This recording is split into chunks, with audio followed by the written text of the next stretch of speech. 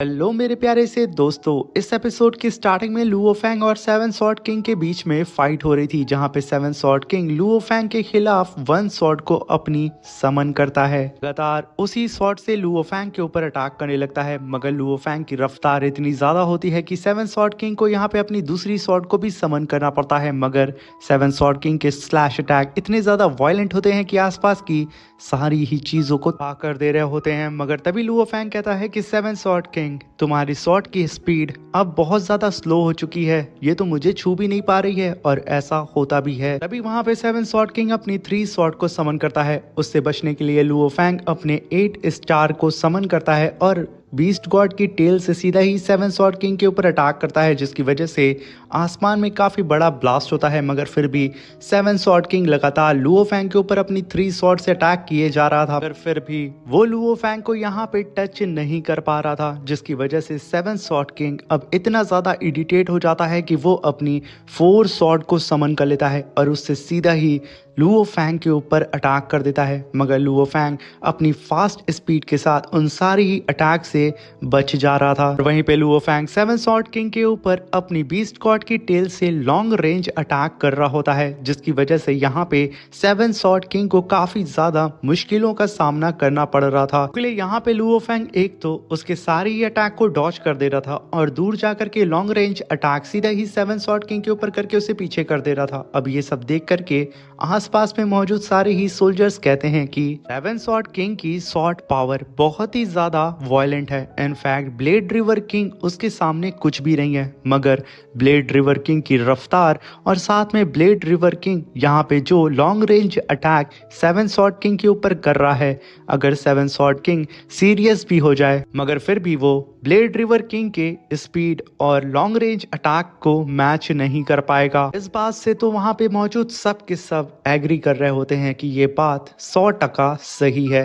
वहीं पे Luo Fang जो कि सेवन स्वॉर्ड किंग से फाइट कर रहा था, और इस फाइट करने के दौरान लुओ फैंग कहता है कि मैं यहाँ पे 8 सील्ड स्टार का इस्तेमाल कर रहा हूँ सेवन स्वॉर्ड किंग की स्वॉर्ड स्पीड को मैच करने के लिए। और अगर देखा जाए तो इस लेवल के एक्सपर्ट से मेरा फिलहाल कोई मैच नहीं है और बेहतर यही होगा कि मैं पीछे हट जाऊं। कहने के साथ लुओ फैंग तुरंत पीछे हटता है, मगर सेवन स्वॉर्ड किंग उसके ऊपर स्लैश अटैक कर देता है, जिसे होल्ड करने के लिए लुओ फैंग बीस्ट गॉड की टेल का इस्तेमाल करके उसके स्लैश अटैक को वहीं पे होल्ड कर देता है। और तुरंत लुओ फैंग पीछे हट करके अपने आर्मर को डीएक्टिवेट करता है और तुरंत सेवन स्वॉर्ड किंग को ग्रीट करते हुए कहता है कि यहाँ पे सेवन स्वॉर्ड किंग, आप सच में काफ़ी ज़्यादा ग्रेट हैं और आपकी पावर बहुत ही ज़्यादा इम्प्रेसिव है, इसलिए मैं यहाँ पे तुरंत पीछे हटना सही समझता हूँ, इसलिए प्लीज़ मुझे माफ़ करिएगा, आपसे फाइट करके मुझे काफ़ी ज़्यादा मज़ा आया। कहने के साथ लुओ फैंग सीधा ही उस सिल्वर हॉर्न मंकी को देखता है और उसे देखते हुए कहता है कि बच्चे, तूने मेरे ऊपर पीछे से अटैक करने की कोशिश की थी ना, मैं तुझे नहीं छोड़ूंगा। ये कहने के साथ Luo Fang Seven Sword King को बाय बोलते हुए बहुत ही तेजी से उड़ते हुए उस मंकी के करीब जाने लगता है। मंकी की यहाँ पे सांस फूलने लगती है कि आखिर यहाँ पे ये क्या करने वाला है। तभी वहां पे Luo Fang Beast God claw attack को अपने स्टार सील के साथ फ्यूज करके काफी पावरफुल क्लॉ अटैक सीधे ही उस मंकी के ऊपर दे मारता है। एक ही अटैक में उस मंकी के चिथड़े उड़ जाते हैं, जहाँ पे लुओ फैंग कहता है कि बेवकूफ, ये सजा थी मुझे टारगेट करने की। वहीं पे वो मंकी चिल्लाते हुए कहता है कि ब्लेड रिवर किंग, रखना, मैं तुझसे अपना रिवेंज लेने के लिए वापस जरूर आऊंगा। ये कहने के साथ चारों ही तरफ उसकी सिर्फ चीख सुनाई देती है और वो वहां पे मारा जाता है। वहीं पे लुओ फैंग कहता है कि ठीक है, चल तुझे देख लेंगे। ये कहने के साथ लुओ फैंग भी वहां से निकल जाता है और वहीं पे काफी बड़ा धमाका होता है। और तभी सेवन स्वॉर्ड किंग कहता है कि इस ब्लेड रिवर किंग की स्पीड बहुत ही ज्यादा अमेजिंग है और इसकी पावर भी बहुत ही ज्यादा इम्प्रेसिव है, क्योंकि इसने यहाँ पे मुझे मजबूर कर दिया था कि मैं अपनी 5 स्वॉर्ड को समन करूं। ब्लेड रिवर किंग, तुम्हारी स्ट्रेंथ पूरी ही तरीके से क्वालिफाई है कि तुम इस स्टार सील जैसे ट्रेजर को अपने पास रखो। ये कहने के साथ वो वहां से चला जाता है, जहाँ पे सारे ही सोल्जर्स ये बात सुन करके कहते हैं कि यहाँ पे सेवन स्वॉर्ड किंग ने ब्लेड रिवर किंग की स्ट्रेंथ की तारीफ की है। इससे यहाँ पे एक बात साफ होती है कि सेवन स्वॉर्ड किंग भी ब्लेड रिवर किंग की स्पीड का मुकाबला नहीं कर पाए हैं, मगर ऐसा कौन बंदा होगा जो कि इसकी स्पीड को मैच करेगा। बेहतर यही होगा कि हम लोग फ्यूचर में ब्लेड रिवर किंग को प्रवोक ना करें, वरना वो हम लोगों की खाल उधेड़ देगा। अब ये बात चारों ही तरफ आग की तरह फैल जाती है और तभी वो सब वहां से चले जाते हैं और तभी चारों ही तरफ डिस्प्ले में लुओ फैंग की तारीफ होने लगती है। किस तरीके से ब्लेड रिवर किंग ने यहाँ पे सेवन स्वॉर्ड किंग को मजबूर कर दिया उसकी 5 स्वॉर्ड को समन करने के लिए, जहाँ पे सेवन स्वॉर्ड किंग भी उसकी रफ्तार का मुकाबला नहीं कर पा रहा था। तभी सारे ही लोग वहाँ कहने लगते हैं कि ब्लेड रिवर किंग बहुत ज़्यादा स्ट्रांग है और बेहतर यही होगा कि हम लोग उसे अवॉइड करें, वरना वो एक बड़े खतरे से कम नहीं है। इनफैक्ट सेवन स्वॉर्ड किंग से भी बड़ा खतरा अगर कोई है तो वो ब्लेड रिवर किंग है। यहीं पे कुछ लोग लाइव चैट में लिख रहे होते हैं कि भाई सब कोई ध्यान रखना, कोई भी भूल करके भी ब्लेड रिवर किंग को गुस्सा मत दिलाना, वरना वो हम सबको भून करके रख देगा। उसके अंदर तो कोई रहम नाम की चीज ही नहीं है। अगर तभी वहां पे स्टार इल्यूजन किंग कहती है कि सही शब्द ये होंगे कि सेवन स्वॉर्ड किंग की 7 स्वॉर्ड से मुकाबला करना ज़्यादा बेटर होगा, उसे फेस करना ज़्यादा बेटर होगा, ना कि ब्लेड रिवर किंग से फाइट करना, क्योंकि वो एक वाइल्ड फायर है, ना कि कोई ऑर्डिनरी कल्टीवेटर। तभी सीन शिफ्ट होता है, लुओ फैंग अपने टीचर किंग जेन यान से मिलने के लिए आया होता है और उनके लिए वाइन भी लेके आता है, जहाँ पे लुओ फैंग अपने मन में कहता है कि मेरे बारे में, यानी कि मेरा जो दूसरा नाम है ब्लेड रिवर किंग, इस नाम को करके फॉरेन बैटलफील्ड के अंदर काफी ज्यादा चर्चा हो रही है और बहुत सी चीजें मेरे बारे में चारों ही दिशाओं में फैल रही है। और अब मैं जैसा कि अपनी रियल आइडेंटिटी के साथ यानी कि लुओ फैंग के नाम के साथ अपने वर्ल्ड में रिटर्न आ चुका हूं, तो अब मैं शांति से कल्टीवेशन करूंगा और सबसे पहले अपने 3 प्लान को कंप्लीट करूंगा अपने रियल नेम से। यहाँ पे Luo Fang realm lord level को ब्रेक थ्रू करने के लिए आया होता है सीधा ही तोंगतियान माउंटेन के अंदर।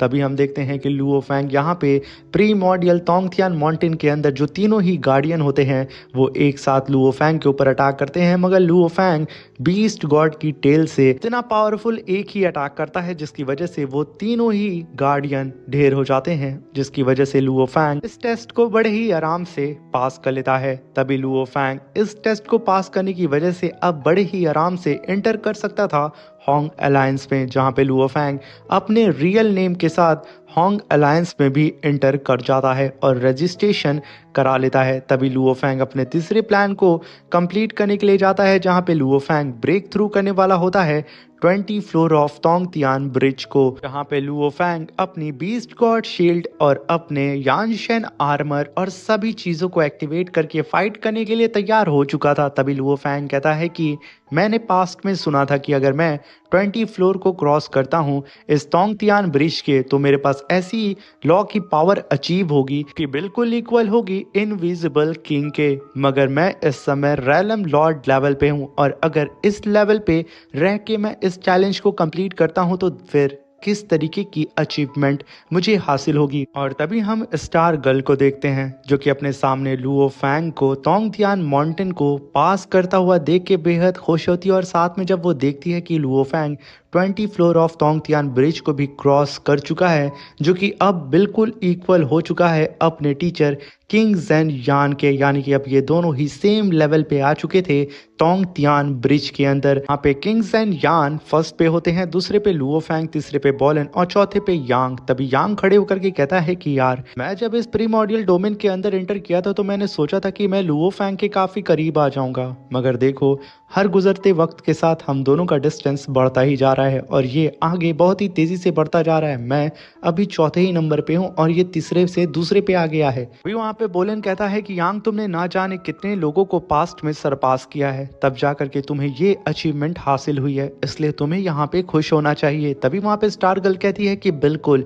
अब हम सबको एक साथ पुश एक दूसरे को करना चाहिए और एक साथ अपनी कल्टीवेशन को आगे बढ़ा करके लुओ फैंग को हमें पीछे करना चाहिए। ये कहने के साथ वो सब के सब लुओ फैंग की इस अचीवमेंट को सेलिब्रेट करने लगते हैं और एक दूसरे के हौसले को बढ़ाने लगते हैं। और वहीं पे लुओ फैंग तोंगतियान ब्रिज के 20 लेवल को यहाँ पे कंप्लीट कर चुका था। तभी लुओ फैंग से वहां पे बबाता बोलती है कि लुओ फैंग यहाँ पे चाओ सिटी के लॉर्ड का एक ईमेल आया है और उसमें लिखा हुआ है कि तुम अब अपने रियल आइडेंटिटी यानी कि लुओ फैंग के नाम से होंग अलायंस में ज्वाइन हो सकते हो, मगर उन्होंने ख़ास तौर से वार्निंग दी है बार बार कि किसी को भी ये ना पता चले कि तुम ही ब्लेड रिवर किंग हो। वहाँ पे लुओ फैंग कहता है कि बबादा टीचर यहाँ पे सही बोल रहे हैं और वो मुझे लेके काफ़ी ज़्यादा परेशान भी हैं, क्योंकि अगर बाई मिस्टेक मेरी आइडेंटिटी यहाँ पे एक्सपोज हो जाती है कि मैं ही लुओ फैंग हूँ और मैं ही ब्लेड रिवर किंग हूँ, तो मेरे जितने भी दुश्मन हैं आउटसाइड बैटलफील्ड के अंदर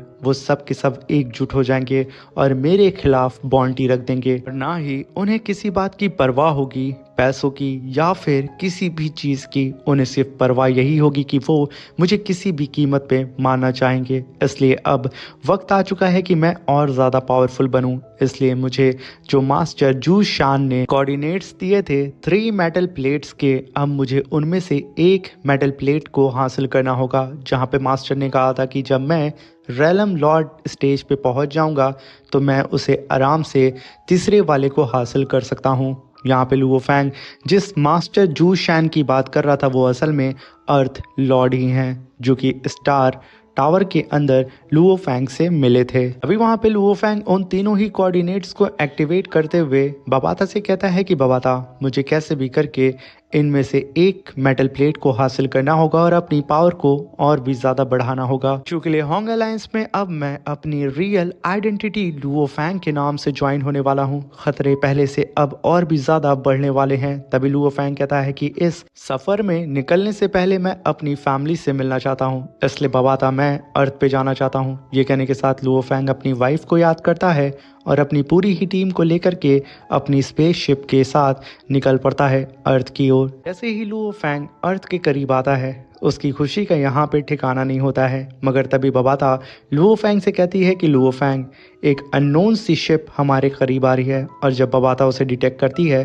तो वो लुओ फैंग को बताती है ये तो इमिग्रेशन शिप है आउटसाइड के कल्टीवेटर्स की। तभी हम देखते हैं कि वो शिप लुओ फैंग के स्पेसशिप के सामने आके खड़ी हो जाती है और लुओ फैंग से तभी एक सोल्जर कहता है कि आप इस समय अर्थ की टेरिटरी के अंदर हैं, तो क्या आप अपनी आइडेंटिटी को यहाँ पे बता सकते हैं कि आखिर आप कौन हैं। तभी वहाँ पे किंग तियानजेन कहता है कि मास्टर क्या ये लोग यहाँ पे पहचान नहीं रहे हैं कि आप ही अर्थ के लॉर्ड हैं। तभी लुओ फैंग को भी यहाँ पे कुछ गड़बड़ लगती है, क्योंकि यहाँ पे तो अथॉरिटी थी ही नहीं कि इन इमिग्रेशन कल्टीवेटर्स को कि आकर के वो लोग अर्थ की निगरानी करें।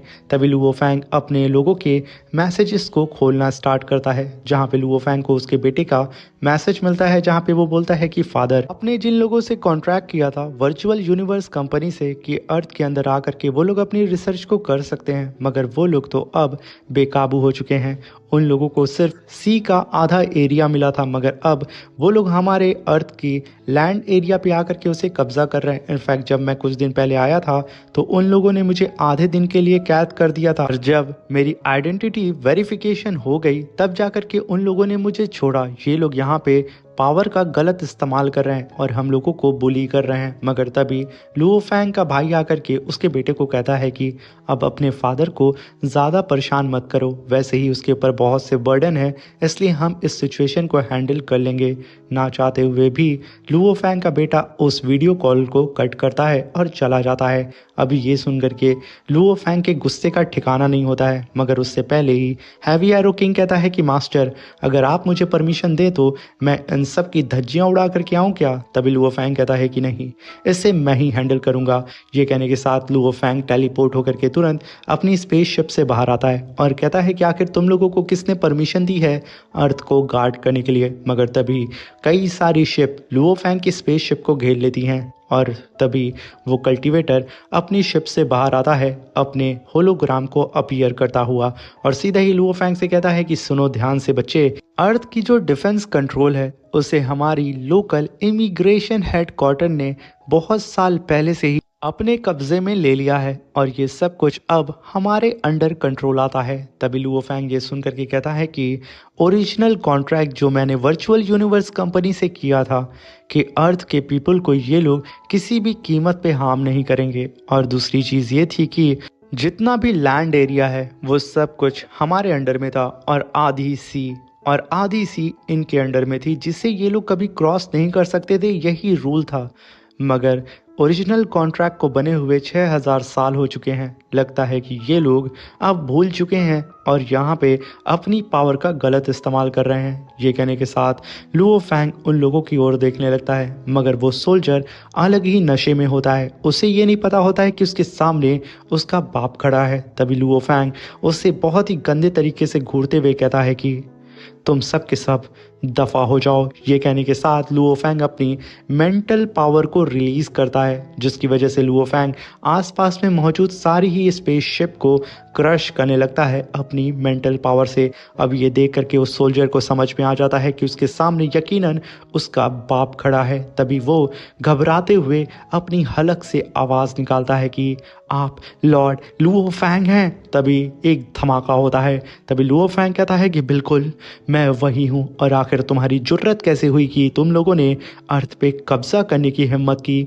ये कहने के साथ लुओ फैंग काट खाने वाली निगाहों से उसकी तरफ घूरता है और अपने राइट हैंड को आगे की तरफ करके उसे तुरंत अपनी तरफ खींचता है। वो कल्टीवेटर यहाँ से एक कदम भी मूव नहीं कर पाता है और सीधा ही लुओ फैंग उसे गर्दन से पकड़ के उसकी गर्दन को वहीं पे तोड़ के जमीन पे उठा के नीचे फेंक देता है और खुद भी काफी गुस्से में आसमान से सीधा ही उड़ते हुए नीचे की तरफ जाने लगता है। इसी के साथ मेरे प्यारे से दोस्तों ये शानदार सा एपिसोड यहाँ पे ख़त्म होता है। मेरे प्यारे से दोस्तों कई मेरे व्यूअर्स की शिकायत है कि वॉइस ओवर थोड़ी सही नहीं है, बट मेरे प्यारे दोस्तों मेरे पास कोई माइक नहीं है, मैं फ़ोन से ही रिकॉर्डिंग करता हूँ और ना ही मेरे पास कोई स्टूडियो है।